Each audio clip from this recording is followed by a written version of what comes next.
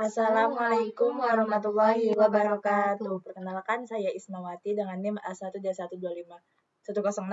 Saya Safira Adin Najwa dengan NIM A1D12501. Kembali lagi dengan kita pada sesi diskusi kali ini. Kali ini kami akan membahas tentang bab 6, yaitu tentang pendidikan Islam sebagai upaya pencegahan korupsi. Sebenarnya nggak jauh-jauh lah pembahasannya kayak kemarin. Cuman kayak beda apanya ya, tapi tentang pendidikan lah semuanya. Kok nggak jelek-jelek banget, jelek deh, bersemut. Ya, aku belajar. Bab 6 ya, halaman berapa, Mi? Halaman 50. Pendidikan Islam sebagai upaya pencegahan korupsi. Jadi korupsi itu merupakan salah satu persoalan yang paling serius yang ada di Indonesia ini ya teman-teman. Benar, setuju. Ya kan kayak zaman sekarang, nggak zaman sekarang aja sih, dari zaman dahulu tuh korupsi tuh kayak udah hal yang wajar banget di Indonesia. Karena pemerintahnya aja pada korupsi semua gitu loh. Jadi kayak nggak asing banget sih kalau di Indonesia dengan kata korupsi tersebut.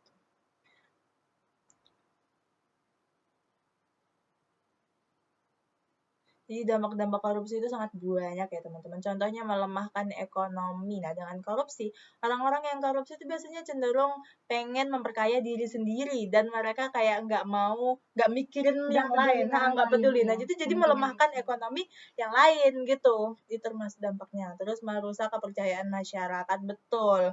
Orang kalau udah jelas udah ketahuan sekali aja dia korupsi, pasti masyarakat tuh nggak bakal mau percaya lagi sama dia. Betul. Karena pasti kayak beranggapan besok-besoknya pasti dia bakal korupsi lagi karena itu kayak penyakit yang susah hilang dari diri dia itu. Artinya korupsi itu merupakan penyakit yang sangat berbahaya, bahkan menghambat pembangunan bangsa. Ya betul sekali, pembangunan bangsa. Oleh karena itu pendidikan Islam memiliki kekuatan fundamental dalam membangun karakter dan integritas anak sejak dini. Nggak sinkron nih yang kau baca dengan aku baca. Kau udah sampai mana? Aku baca ini. Ya langsung. Oleh karena itu kamu bilang kan, pendidikan Islam memiliki kekuatan fundamental dalam membangun karakter dan integritas anak sejak dini agar terhindar daripada sifat korupsi itu. Jadi kayak mereka udah diajarin pendidikan Islam kan, Islam melarang banget yang namanya korupsi ya. Kalau mereka udah paham, udah ngerti kalau korupsi itu kayak nggak boleh, nggak bagus, banyak hal-hal negatifnya, insya Allah itu mereka bakal bisa menerapkan di kehidupan pas besarnya. Tapi itu juga nggak menjamin sih, itu tergantung ke diri masing-masing. Tergantung ke diri masing-masing. Karena ada juga yang punya pikiran kayak, apalagi kadang seorang yang ekonominya lemah tuh biasanya ada rasa pengen gitu lah. Kalau misalnya orang ekonominya kayak lagi mepet ataupun kayak lagi ada masalah yang apa ya, terus dia punya peluang, nah itu biasanya bisa jadi gitu deh. Aku nak bayar list yang sudah bayar, kok belum bayar.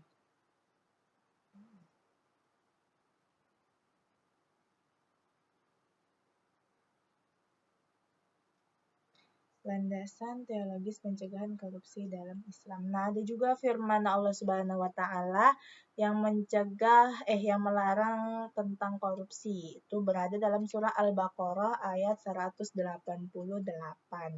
Yang artinya, dan janganlah sebagian kamu memakan harta sebagian yang lain di antara kamu dengan jalan yang batil, dan janganlah kamu membawa urusan harta itu kepada hakim supaya kamu dapat memakan sebagian daripada harta benda orang lain dengan jalan berbuat dengan jalan ataupun berbuat dosa. Padahal kamu mengetahui. Ya, orang-orang yang korupsi itu pasti mereka tahu sih kalau itu perbuatan yang dosa. Mereka tahu, tapi tetap dilakuin, tetap dilanggar.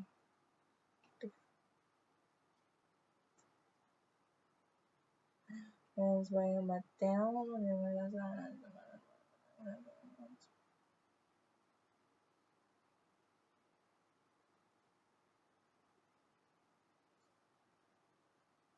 kau ikut yang MC yang di PGSD itu enggak? setengah 10 di hari terakhir. Kapan hari terakhir? Tanggal 23 malam. Enggak ya. Aku menetnya di Mandala, enggak menet yang di sini. Yang latih pasti ya Bang Jin sama Kak Aziza tuh. Iya, sering partner sama Bang Jin kalau MC itu. Oh ya. Kakak tuh ikut ini enggak sih? Protokoler. Malah sekarang minat di TPK Raihan. Nengok lomba-lomba syarhilnya itu. Nah itu. Terbang. Sebenarnya tuh lebih ke beresiko banget. Ya enggak sih, kalau dia mikir-mikir kayak Aji aja tiap hari bolak-balik Jambi bisa kok gitu kan. Sebenarnya iya, tapi kayak malas. Malas. Kok malah jadi bahas itu? Iya, udah 5 menit. Menit kah? 9 menit. Ayat ini memerintahkan. Menurut At-Tabari, al-amanah meliputi seluruh titipan atau jabatan, harta, dan tugas publik. Al-Qurtubi menambahkan keadilan dalam menghukumi adalah amanah kekuasaan. Karena itu, penyalahgunaan wewenang adalah hiyanah. Hiyanah. Apa itu hiyanah? Hiyanah yang tidak dapat berkhianat. Iya, tidak dapat dipercaya. Lawannya adalah amanah. Orang yang dapat dipercaya. Nah, menurut At-Tabari tadi, segala sesuatu yang berhubungan dengan titipan, jabatan, harta, atau sesuatu yang dititipkan kepada seseorang, nah itu akan kita itu diberikan amanah gitu. Misalnya kita diberikan tubuh nih. Nah, ini harus kita harus amanah terhadap tubuh ini, kita jaga. Karena ini titipan. Kita nggak boleh zolim, kita nggak boleh zolim sama diri sendiri. Itu intinya amanah itu sejak kita lahir sudah tertanam dari diri kita sendiri, seharusnya seperti itu. Kemudian di dalam Quran surah Al-Maidah tentang orang-orang beriman adalah kamu jadi orang-orang yang selalu menegakkan kebenaran karena Allah. Ya, nanti boleh. Ayat ini memerintahkan kepada orang mukmin untuk melaksanakan amal dan pekerjaan mereka dengan cermat, jujur, dan ikhlas karena Allah. Baik pekerjaan yang berkalian dengan urusan agama maupun pekerjaan yang berkalian dengan urusan kehidupan dunia. Semoga Kak, pendidikan sejak Islam enggak? Halaman sudah ayatul munafiki. Pendidikan Islam sejak awal dirancang bukan hanya untuk mengembangkan aspek kognitif. Apa itu aspek kognitif? Tetapi aku lupa. Kemarin refleksiku aku bikin sehalaman. Lupa nyantumin linknya lah, aku upload. Piye toh? Belum ya? Belum kalau penyantumin. Nah, aku udah upload belum? Bentar, aku tengok. Aku udah buat kemarin juga, aku lupa udah upload apa belum. Kok banget ya?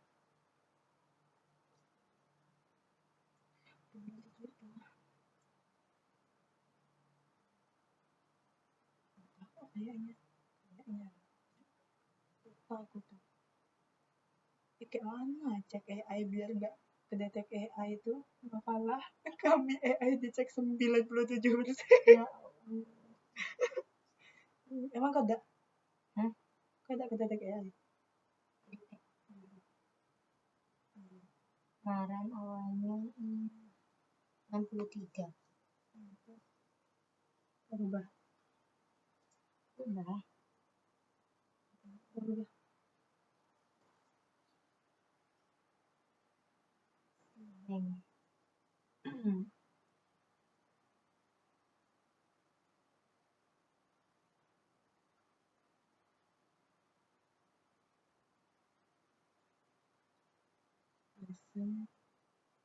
Pertemuan berapa sih? Refleksi 5 ya. Udah kok. Kok nggak tersalin ya? Tolong. Buat casan tuh tidak. Versi atau enggak? Ih, bukan lagi. Bukan versi. Ada tapi kabelnya itu kayaknya. Tuh kabelnya di situ ada tuh. Itu coba.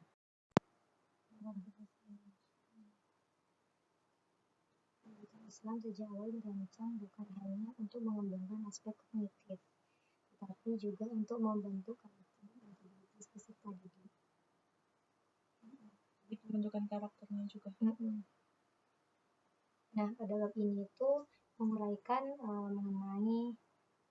mengenai bagaimana landasan filosofis, strategi implementasi, nilai-nilai kunci dan peran aktor pendidikan dapat dirangkai menjadi suatu sistem pendidikan yang efektif dalam membangun generasi anti korupsi. Nah, korupsi ini sangat urgent di negara kita. Negara kita itu kalau nggak salah top 2 ya korupsi di dunia. Nggak tahu, top 2 itu ya sampah gak sih? Negara yang penghasil sampah negara terbanyak. Indonesia masuk negara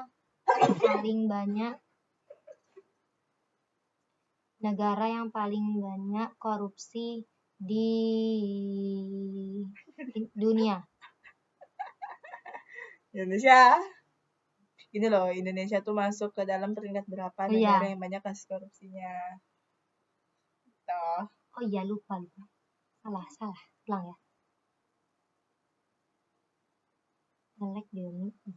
Burik HP ini, minta ganti. Indonesia peringkat berapa sebagai negara korupsi di dunia?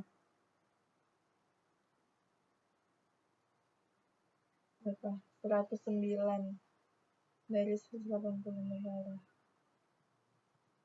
Hah? Peringkat 99 di 2024. Nomor 2 itu sampah ralat ya guys. Nomor 2 itu sampah tingkat kayak kotor gak sih? Oh ini gak sih? Bukan di dunia, di apa ASEAN. kita nih? Dia apa di ASEAN? Di ASEAN ya? Asia Tenggara. Asia Tenggara. Di Asia. Ya paling coba lah. Enggak ada, ya adanya tingkat dunia, enggak ada tingkat Asia. Ya udahlah, nggak penting, intinya Indonesia tuh banyak korupsi. Kalau leherku jadi 2 sih. Bilang weh kalau kurang. Iya, baru bilang tadi. Iya, kurang 1000 gitu aja deh. Dimas. Dan janganlah sebagian kamu memakan harta sebagian lain. Analis di ruang kelas apa nih? Di ruang kelas ya dalil-dalil di atas memberi 3 poros normatif. Harus lagi ngecek di sana. Poros normatif. Amanah itu menuntut pengelolaan hak, wewenang, dan harta secara tepat sasaran. Korupsi adalah khianat terhadap amanah publik. Keadilan melarang preferensi karena benci atau suka, suap, atau kedekatan. Keadilan harus tampak dalam prosedur. Sidik mendasari kejujuran laporan dan keberanian mengakui salah. Yang Bapak dijelasin kemarin yang paling pertama kan sidik ya, jujur. Kayak cerdas di terakhir. Karena banyak orang cerdas tapi nggak jujur. Benar. Dan jujur itu kayak sifat yang harus dimiliki oleh semua orang, itu wajib. Orang pun kalau misalkan dia jujur, dimanapun dia berada pasti diterima. Karena emang jujur itu tapi jujurnya gitu. Tergantung kondisi dan situasi juga. Jangan jujurnya untuk memperkeruh suasana, terus untuk mengadu domba. Ya, jangan jujur gitu juga. Maksudnya ya jujur dalam konteks yang baik gitu. Berarti nggak boleh ya kalau jujur ceplos-ceplos itu. Jujur ceplos-ceplos gitu kalau nyakitin hati orang. Memang sih jujur itu kata orang pahit ya, memang harus disampaikan.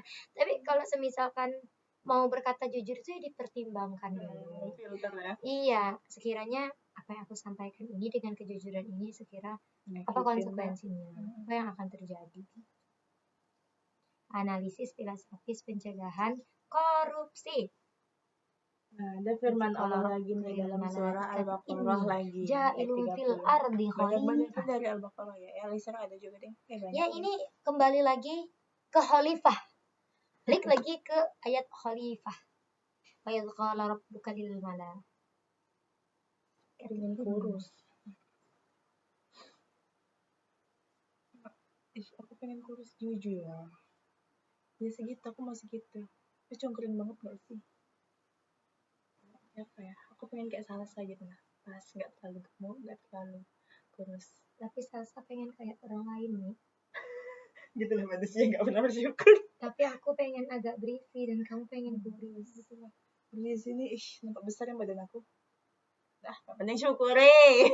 Bersyukur. Lagi kita itu harus mensyukuri nikmat Allah. Agar apa? Agar kita tidak korupsi.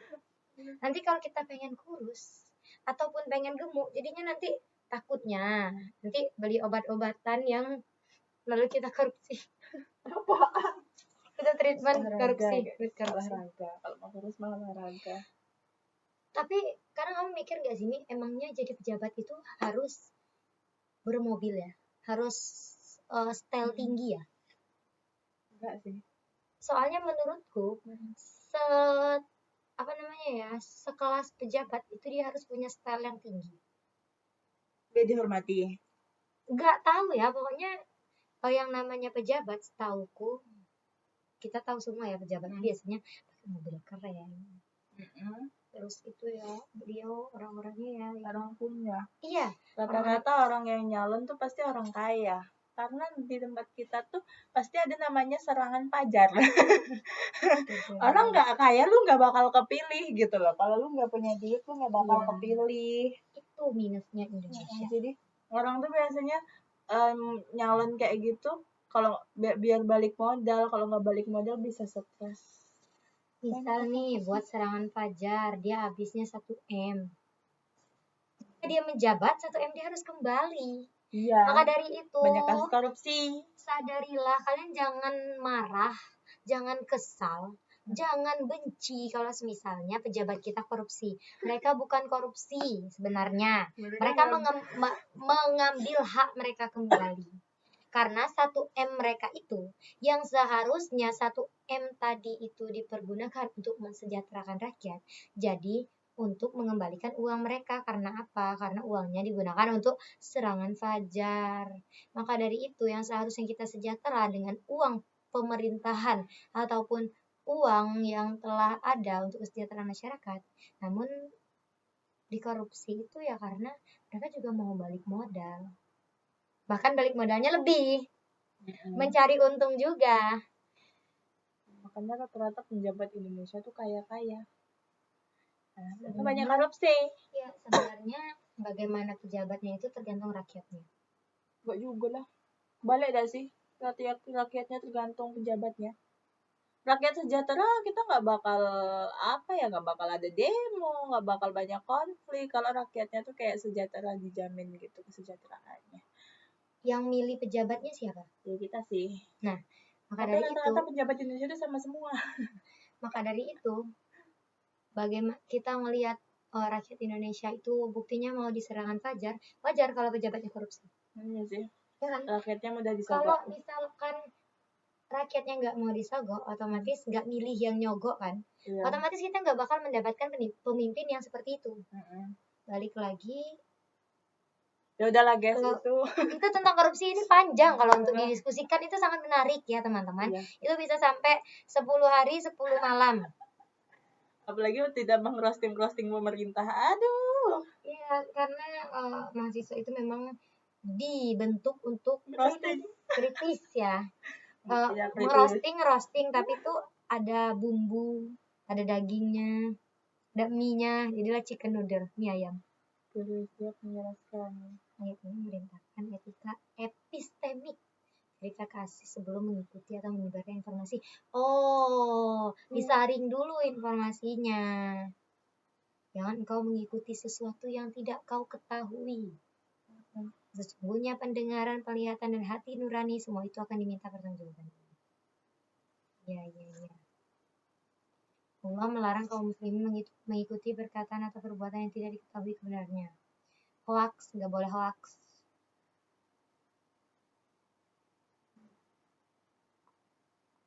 Ibnu Abbas berkata, janganlah memberi kesaksian kecuali apa yang telah engkau lihat dengan kedua mata kepalamu, apa yang engkau dengar dengan telingamu, dan apa yang diketahui oleh hati dengan penuh kesadaran. Jadi kita tidak boleh menyebarkan berita-berita hoax yang kita sendiri aja tuh belum tahu itu kebenarannya, belum kita lihat jelas. Kita cuma kayak katanya, Kata dia, katanya, Kata dari mereka. katanya tuh bisa ditambah-tambah loh. Kata dia. Memang petenteng banget gue.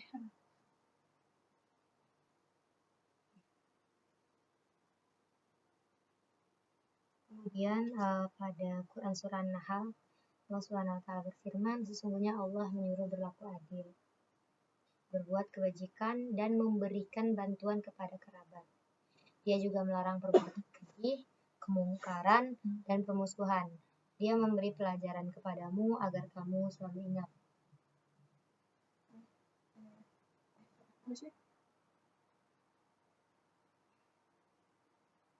Loh, kita masih di situ ya? Kalau sampai jiwa. Nomor 4. Mau titik 2. Sesungguhnya manusia. Sesungguhnya Allah menyuruh adil. Al-Qurtubi menafsirkan, itu siapa yang bukan itu? Bin sana itu, bukan pintunya. Sebagai segala bentuk kezaliman termasuk korupsi. Pendidikan nilai ya Al-Qurtubi menafsirkan Al-Bari melampaui batas sebagai segala bentuk kezaliman termasuk korupsi.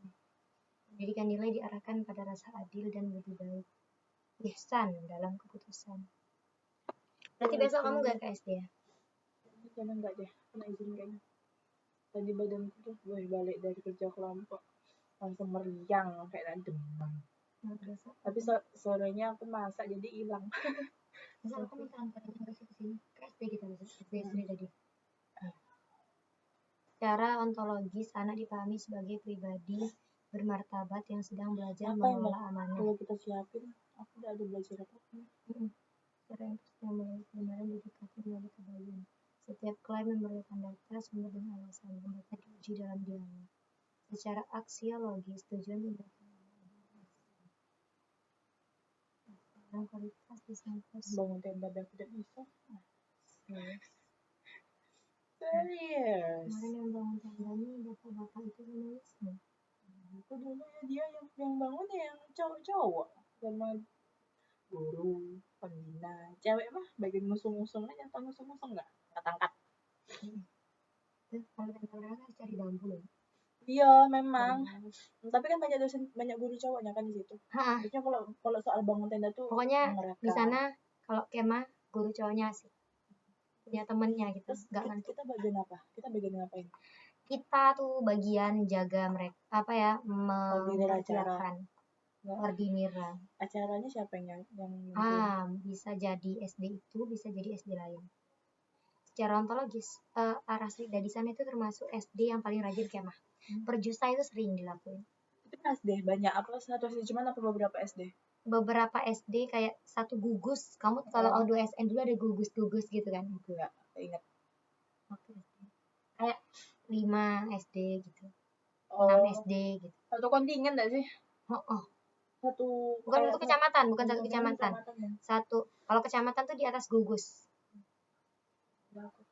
Desa lah, Secara filosofis, pencegahan korupsi dalam pendidikan Islam berakar pada pemahaman tentang manusia sebagai makhluk berakal, kemudian bermoral dan bertanggung jawab di hadapan Allah Subhanahu wa taala. Filsafat pendidikan Islam menekankan kesatuan dimensi ontologis, yaitu hakikat manusia sebagai khalifah. Apa tuh ayatnya tadi? Yang Al-Baqarah tadi. Yang mengenai amanah. Amanah. Kemudian epistemologis, cara memperoleh ilmu yang benar dan salah, disaring dulu kebenarannya, jangan menyebarkan hoaks. Terus aksiologis, yaitu orientasi penggunaan ilmu bagi kemaslahatan. Dengan kerangka itu, korupsi tidak dapat dipahami sebagai bentuk pengingkaran terhadap tujuan penciptaan manusia. Maka pendidikan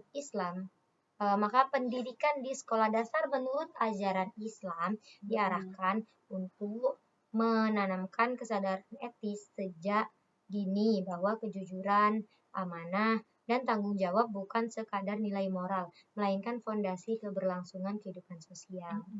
Fondasi utama. Kita bahas tadi yang pertama itu yang pertama itu ontologis. Nah, apa ontologis? Dari sudut ontologis, manusia dipandang sebagai khalifah ya guys di muka bumi. Dah.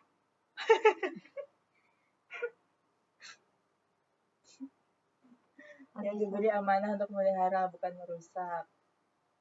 Nah ya, kita diberi amanah untuk memelihara bukan merusak. Sedangkan korupsi itu sangat bertentangan dengan tugas kita tersebut. Sangat bertentangan dengan khalifah itu ya, dia harus amanah karena diamanahkan untuk memelihara. Ntar ya azan. Break azan.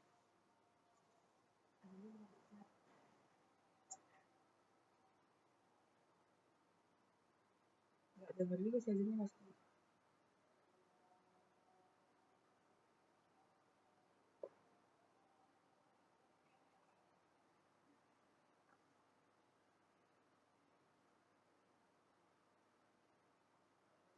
Kemahnya itu di SD atau di lapangan? Di SD gitu. Di lapangan SD. SD itulah. Itu SD itulah atau apa, belum koordinasi. Makanya kita pertemuan dulu. Nanti bahas sama. Berarti penjurusan tuh boleh nggak besok aku datang ke SD-nya langsung baju pramuka aja. Aku langsung udah siap gitu ya. Boleh. Boleh baik kan? Itu Sabtu juga. Kan itu biasanya pakai pramuka. Nggak tahu nanti kan ibu tuh nengok aku pakai baju pramuka, kita disuruh di situ baik. Jadi kita udah jauh ke sana. Jauh juga kau yang enggak, aku jauh tetap. Wih, dekat ke situ nih, ketimbang ke sana jauh nih iya ya ke sana tuh. Ada tapi situ pelatihnya sudah. Anak tuh loh rajin pramuka. Aku nanya. Udah ya? Udah ada pelatih pramuka. Mana Sabtu kemarin aku nanya, "Kamu pramuka di sini?" Ada kalau dia. Apa pelatihmu? Aku udah nanya. Kakak dia pelatih kamu, kakak baik. Mau dekat deh, sana jadi pelatih. Itulah. Ngapal betul? Udah selesai ilmu itu kok lagi. Percaya ya orang ngasih tanggung jawab. Padahal ilmunya Allah tuh memberikan kesempatan kepada orang yang dirasa mampu. Dan yang terjusa tuh anak kelas tinggi, cuman apa kelas rendah juga? Nggak tahu. Tapi yang jelas kalau kemah tuh emak-emaknya mereka tuh pasti antusias bawa makanan. Mak kita nggak minta. Kita kuliahnya sampai Jumat. Berjusa Jumat, Sabtu, Minggu. Sabtu nggak berjusa Jumat, Sabtu. Cuma seminggu ya? Cuma sehari ya? 2 hari lah, Jumat, Sabtu. Iya. Kita kuliah Jumat. Bisanya kayak habis kuliah gitu baru datang ke sana. Ibu tuh ngerti kok kalau kita ada mata kuliah, ibu tuh mau ngerti. Kalau Sabtu kita bisa izin pramukanya. Karena kita kegiatan pramuka kan. Sebenarnya kata abang kan abang yang cowok itu katanya kalau pramuka di luar, kegiatan pramuka tetap, tapi ada kegiatan di luar gitu tetap hadir. Seharusnya seperti itu. Mereka juga pramuka katanya, bukan nggak masuk karena sakit. Bla napinya tuh. YouTube loh. Parah kan.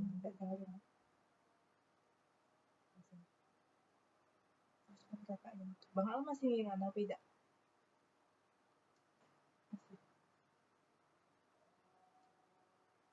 Dia tuh miripnya sama kawan aku yang habis di pramuka. Pelanggar. Dia pelanggar, sumpah kawan aku tuh pelanggar. Dan aku kadang abang Al tuh jadi inget rapi. Mirip gak dia? Maksudnya tuh mirip pelangainya ya. Lupa. Red kameranya bagus. Lumayan. 4 juta. Loh. Ontologis tadi khalifah di bumi ya guys. Khalifah berarti memelihara, bukan merusak. Korupsi itu termasuk hianah, tidak amanah ya. Itu intinya. Terus epistemologis, Islam menekankan pendidikan ilmu yang benar. Secara kalau kita bahas mengenai korupsi, ilmunya dia punya, prakteknya yang gagal. Iya. Dia tidak mengamalkan ilmu yang dimiliki pada prakteknya langsung gitu. Nih, pentingnya ilmu yang benar, al-ilmu as-sahih sebagai dasar perilaku. Korupsi lahir dari kebodohan spiritual, Dan bukan demon. dominasi oleh hawa nafsu yang Iya ya, menutup cahaya betul. ilmu.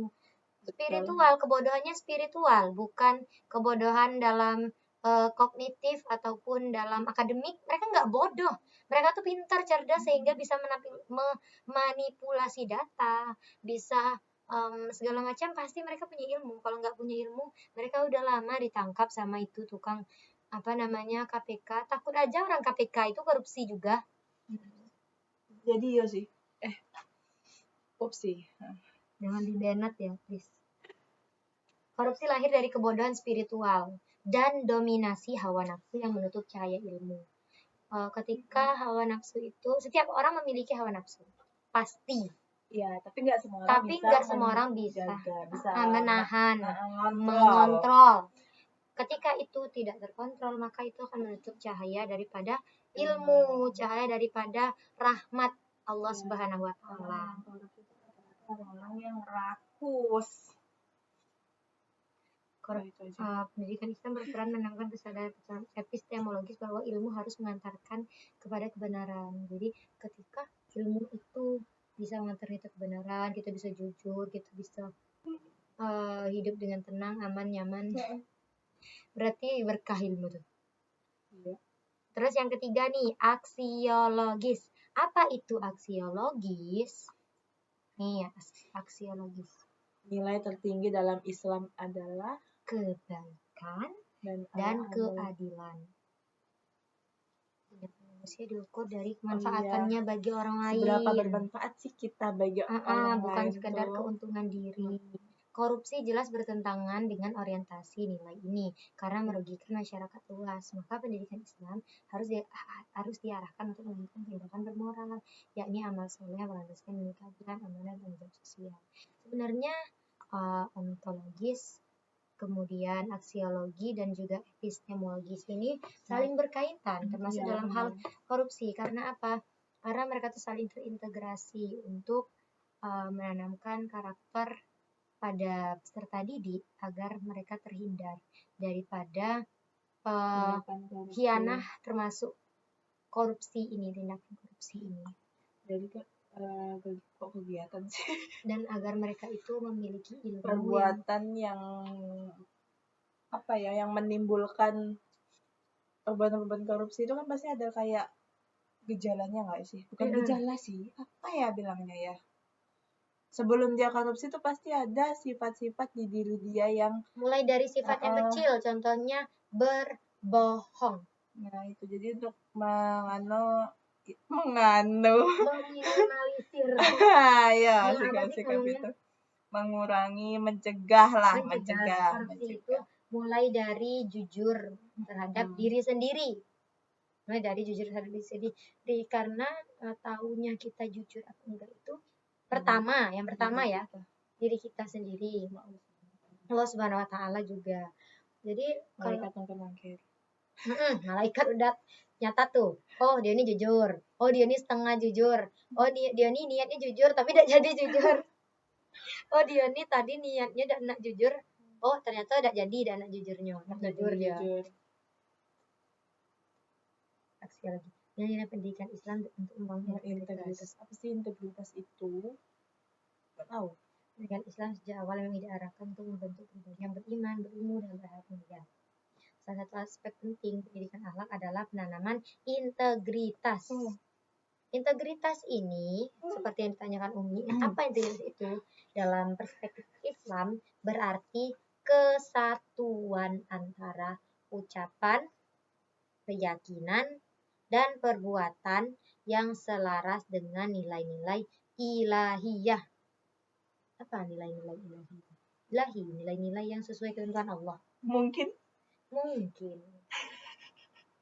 Seseorang yang berintegrasi Berintegritas Integritas adalah adalah mereka yang konsisten menjalankan nilai kebenaran.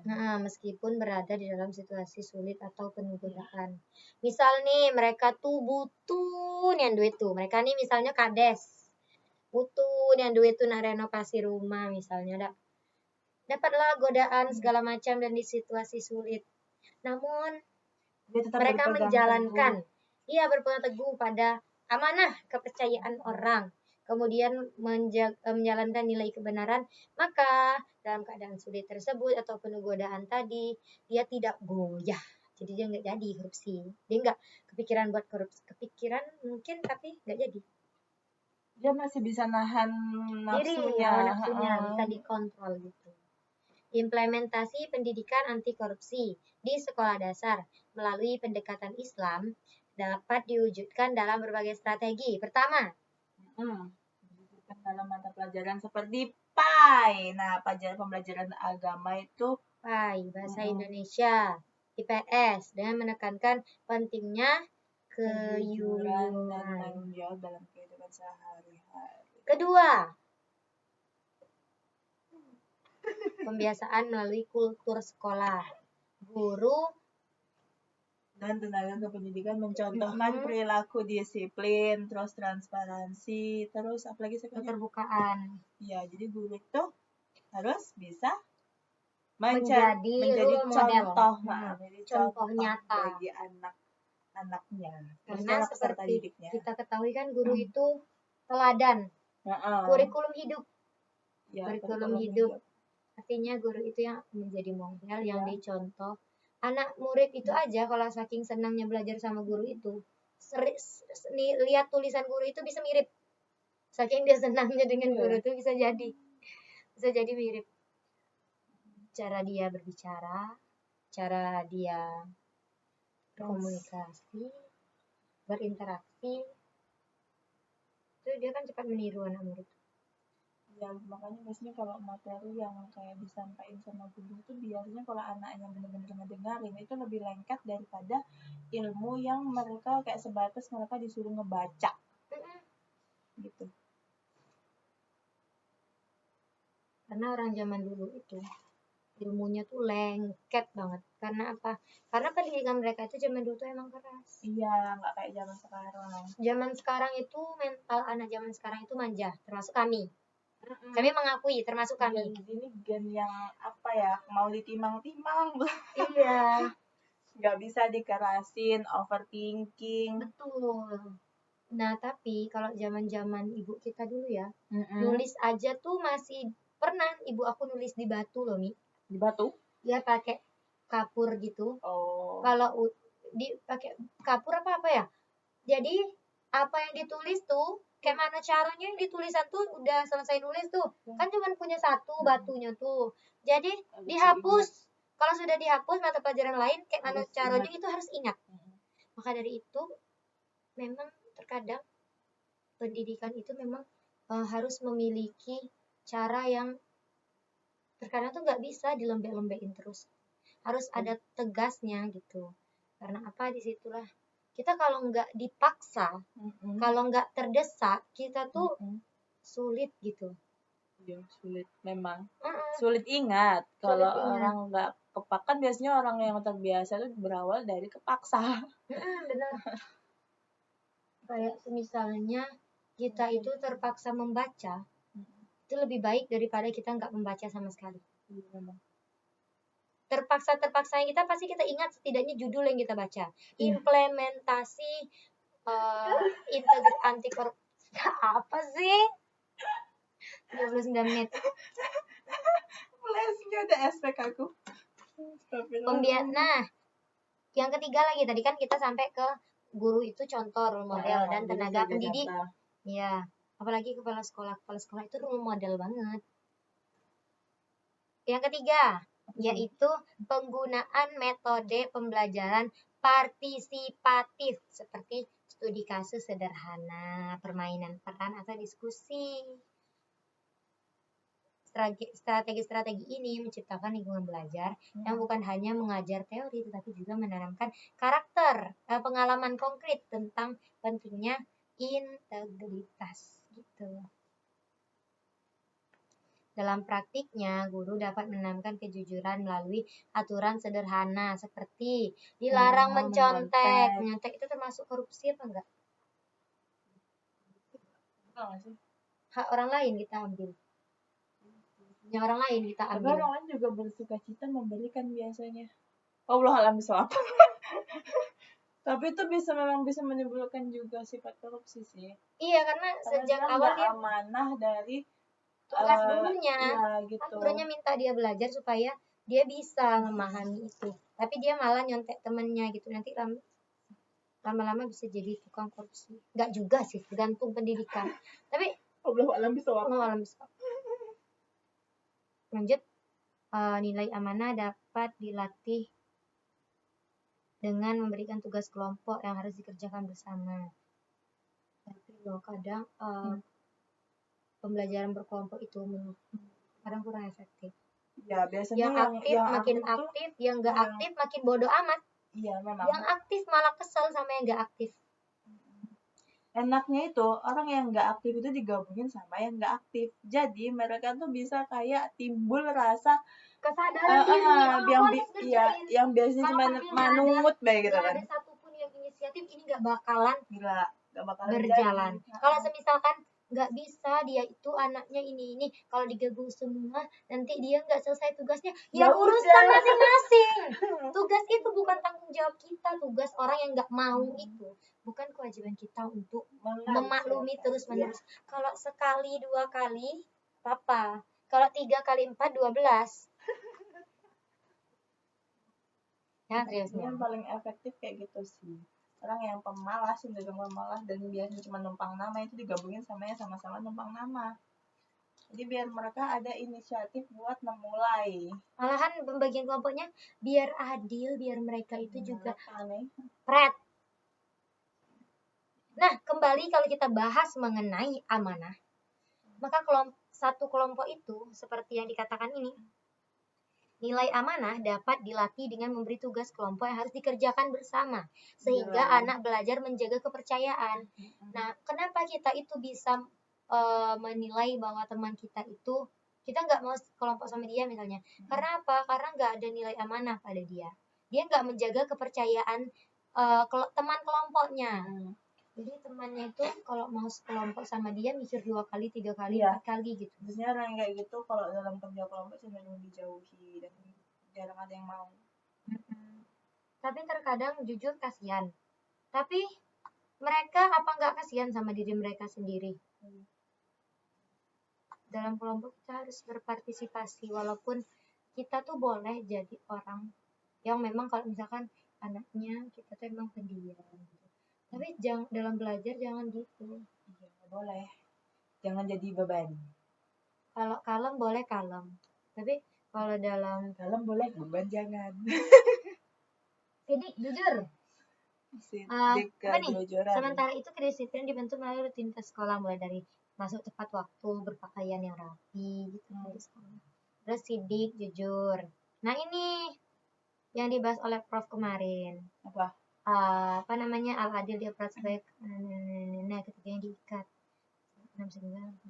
Nih kejujuran sidik ya ayyuhalladzina amanu taqullah wa kunu ma'as-shadiqin. Bersama orang-orang yang jujur berarti menyatu dalam ucapan, niat dan perbuatan di kelas.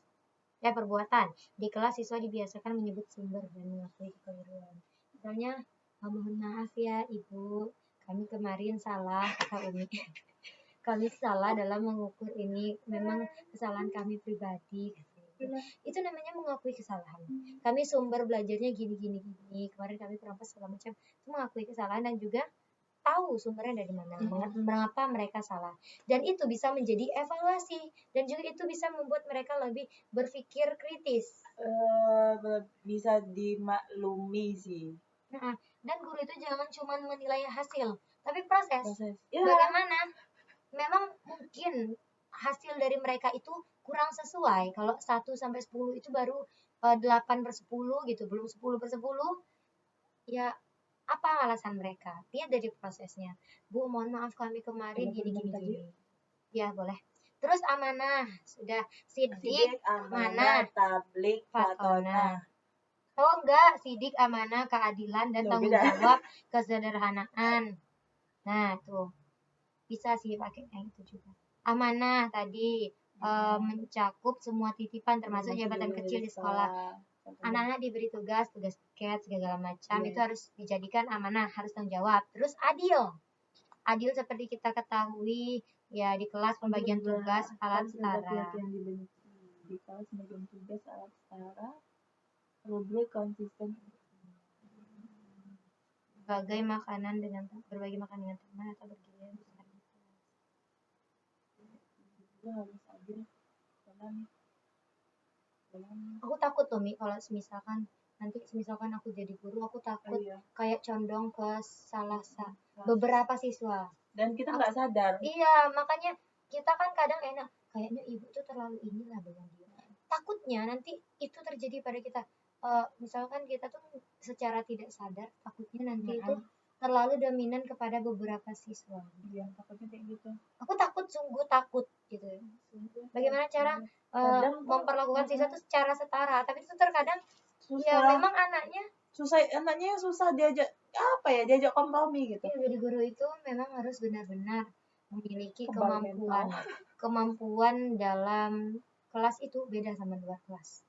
Terserah di luar mau gimana sama anak murid itu, mau keponakannya, mau adiknya, mau anaknya, mau sepupunya, cucunya. Tapi kalau dalam kelas tetap semua siswa sama. Dan aku kurang menyarankan kalau ada guru yang misalkan dipanggilnya tuh beda dari guru yang lain. Jadinya anak itu cenderung kayak terlalu memfavoritkan guru itu gitu. Oh, yang lainnya ibu, dia bunda. Iya, bunda, ami, atau mami, atau apa gitu. Bukannya apa terlalu terkhususkan gitu. Bisa sih bikin senang siswa-siswa. Gitu, dia lebih pengen mendekatkan diri kepada siswa, iya. Allah Allah. Tidak bisa aku tak sanggup otakku untuk membahas itu. Karena itu menurut aku kembali ke diri masing-masing aja. Cuman tadi. Biasanya kalau anak lebih condong ke guru tertentu, berarti guru tersebut ngajarnya bagus. Iya benar, mungkin bisa menjadi contoh. Nah, pokoknya. Tapi nanti cenderung anak itu membandingkan guru satu. Gimana ya biar anak itu nggak membanding-bandingkan? Berarti mulai dari didikan orang tua sih menurut aku. Bisa. Anak itu jangan dibandingkan sehingga dia tidak akan membandingkan. Udahnya orang tua tuh bisa ngajarin kayak setiap orang tuh beda-beda, jangan dibandingin gitu. Kenapa ibu itu ngajarinnya seperti ini? Karena ibu itu tujuannya seperti ini. Kenapa ibu itu ngajarin seperti ini? Ibu itu berharapnya kalian seperti ini. Jadi orang tua itu, kenapa ibu kadang marah sama kamu? Kenapa kadang ibu berlaku seperti ini? Karena seperti ini. Sama ya, bisa jadi ibu orang tua itu. Iya. Ibu tuh berharapnya kita itu ibu yang high value. Value yang memiliki value gitu. Supaya anak kita itu ya jangan, aku nggak mau anak aku jadi sandwich generation. Catat. Apa itu? Sandwich generation apa? Aku tahu. Biasanya sandwich generation tuh anak yang tulang punggung keluarga atau segala sesuatu dalam keluarga itu pundak dia itu memang tegap itu gitu untuk menjadi sandwich generation. Biasanya itu terjadi kepada anak pertama. Biasanya. Iya, aku sebagai anak bungsu nggak ngalamin. Tapi anak bungsu itu dia harapannya besar. Iya, harapannya besar. Tanggungannya juga besar. Menurut aku semua anak tanggungannya besar. Iya, dan kita itu sesuai pada posisi kita masing-masing. Mungkin kalau Umi menilai, oh enak ya Safira kuliahnya dari rumah aja. Menurut Umi, mungkin kalau Umi kuliahnya di posisi aku belum tentu seperti itu, dan aku belum tentu kuat di posisi Umi yang seperti ini. Iya. Ngerti nggak? Kita itu sesuai porsi kita masing-masing. Dan aku ketika kesel sama ibu aku selalu berpikir, mungkin kalau anak yang lain nggak kuat ngadepin sikap ibu aku. Dan mungkin ibu yang lain belum tentu sanggup ngadepin aku. Iya memang. Cuman ibu aku dan aku yang sesuai dan siap di situasi ini, kuat gitu. Bisa ngadepin itu. Tanggung jawab dan disiplin, kesederhanaan, kemudian 6. Konteks Konteks di di Indonesia. Indonesia. Beberapa sekolah dasar Islam di Indonesia telah mengembangkan program pembiasaan nilai integritas Seperti seperti kartu kejujuran, tabungan kelas, proyek sosial. Dengan penanaman nilai-nilai Islami ini, siswa tidak hanya memahami integritas sebagai konsep abstrak, tapi juga mengalaminya secara langsung dalam kehidupan sehari-hari. Peran pendidikan dasar dalam menanamkan kesadaran anti korupsi. Ayat Kurikulum semua hidup. tuh.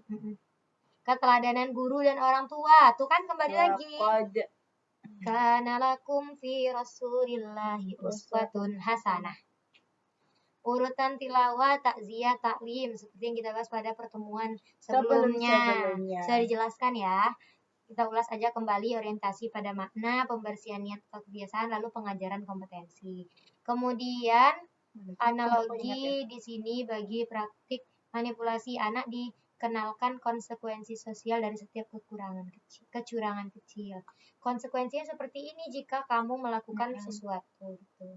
Karena setiap apa yang kita pilih itu ada konsekuensinya masing-masing. Dasar merupakan fondasi awal dalam membentuk kepribadian anak. Setuju, karena itu pendidikan dasar memiliki peran strategis dalam menanamkan kesadaran anti korupsi sejak dini. Seperti sekolah itu sebagai masa emas pembentukan karakter. Karena anak kalau dari awalnya sudah karakternya baik, insya Allah jika tidak ada pengaruh yang kuat, yang kuat melebihi nggak bikin dia goyah gitu, maka itu sudah menjadi awal pembentukan karakter dia, itu fondasinya gitu. Ibaratnya rumah, kalau fondasinya udah kokoh, dia nggak goyah. Terus strategi pembelajaran anti korupsi. Kesadaran anti korupsi dapat ditanamkan melalui strategi pembelajaran berbasis pengalaman, pembelajaran kontekstual, jadi mengaitkan materi dengan kehidupan nyata, misalnya dampak kecurangan dalam kehidupan masyarakat, simulasi dan permainan edukatif, kemudian pembiasaan mengembalikan barang yang bukan miliknya, membayar tepat di kantin kejujuran, jangan beli 3.000 bayarnya 2.000 gitu, ambil 3 bayar 2, biasakan diterima untuk berkata benar. Peran guru, keluarga, dan masyarakat. Nah, tidak hanya peran guru saja. Saat ini tuh pendidikan itu hanya ditugaskan kepada peran guru seutuhnya. Orang tua itu lepas tangan. Banyak kayak gitu, kasus kayak gitu. Orang tua pengennya anaknya dididik dengan baik di sekolah, namun tidak bisa anaknya itu ditegasin. Tidak boleh. Guru itu tidak boleh tegas terhadap anaknya. Kayak mana? Kalau tidak ditegasin tuh, ya jadi apa kata Pak Ayat kemarin, jadi geng gorila, suka-suka mereka gitu. Lanjut ke integrasi nilai anti korupsi dan kurikulum pendidikan Islam bisa melalui pendidikan agama mata pelajaran pendidikan agama Islam, matematika, bahasa Indonesia, ilmu pengetahuan sosial, IPA.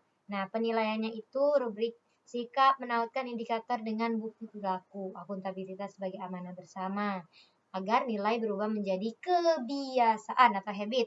Setiap unit menetapkan paket bukti minimum sejak awal.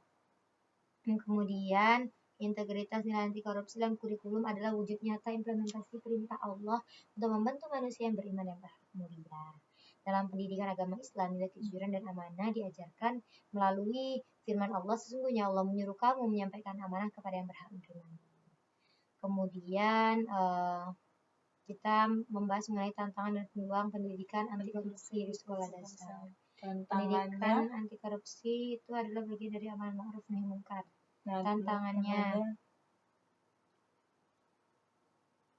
di kelas siswa dibiasakan menyebutkan seperti yang kita bahas tadi di awal. Dalam praktik sehari-hari, anak sering menemukan contoh perilaku permisif terhadap kecurangan, seperti mencontoh saat ujian untuk menghindari aturan.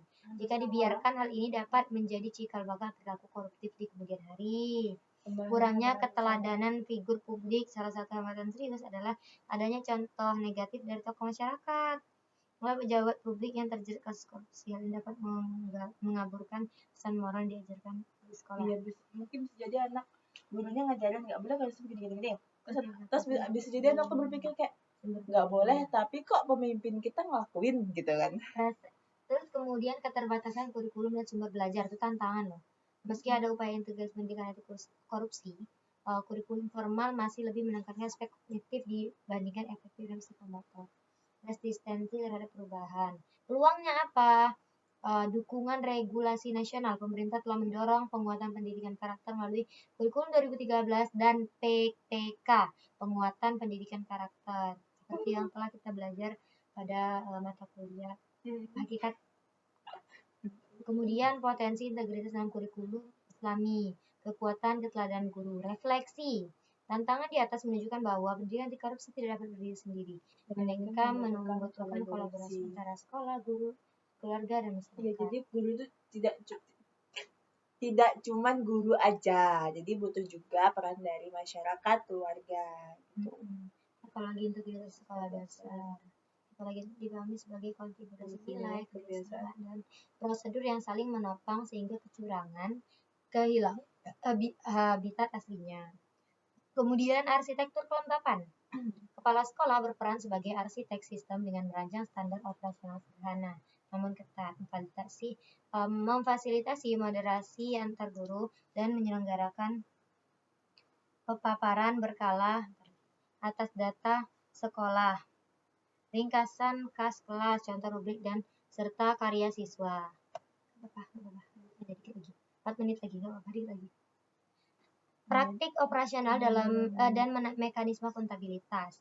Praktik yang diprioritaskan mencakup SOP peminjaman alat, buku kas sederhana dengan prinsip debit kredit, portofolio yang menuntut draft revisi produk akhir. Studi kasus Indonesia. Kemudian etika epistemik dan larangan kecurangan menyatu dalam praktik tabayun dan pelaporan jujur. Landasan normatif, landasan normatif. Terakhir, yaitu kesimpulannya. Pendidikan di sekolah dasar menurut ajaran Islam memiliki peran untuk strategis sebagai benteng moral untuk mencegah perilaku korupsi sejak dini. Landasan teologis yang kuat dari Al-Quran dan hadis menegaskan bahwa korupsi adalah bentuk pengkhianatan terhadap amanah Allah dan keadilan sosial. Demikian. Dengan demikian, anak-anak yang ditempa sejak dini dengan nilai-nilai Islam yang kuat diharapkan tumbuh menjadi pribadi yang jujur, amanah, berkomitmen membangun bangsa yang bersih anti korupsi. Sekian dari kami. Sekian video filsafat dari kami, Yaping kami, dan video ini telah cukup sampai di sini. Kurang dan lebihnya kami mohon maaf. Assalamualaikum warahmatullahi wabarakatuh. Terima kasih. See you bab 7.